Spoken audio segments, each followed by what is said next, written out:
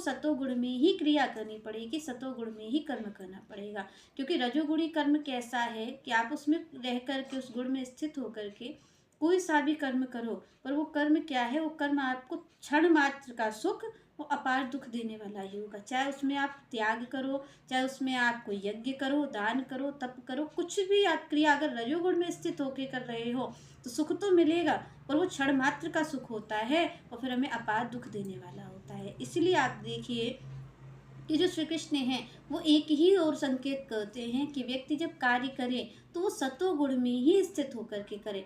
क्योंकि तमोगुण में स्थित होकर करेगा तब तो फिर आप देखिए कि वो तो दुख का कारण बनता ही है। चाहे कोई भी चीज़ की जाए, चाहे यज्ञ दान तप कुछ भी किया जाए, अगर आप तमोगुण में स्थित होकर कर रहे हो तो वो तो आपको तत्क्षण दुख देने वाला है। तामसी व्यक्ति को तो तुरंत ही दुख प्रदान होता है, पर यहाँ पर रजोगुणी की स्थिति क्या है कि क्षण मात्र का सुख और फिर अपार दुख। तो यहाँ पर अगर कोई सुखी कर सकता है, कोई गुण सुख का प्रतीक है, वो सतोगुण ही है।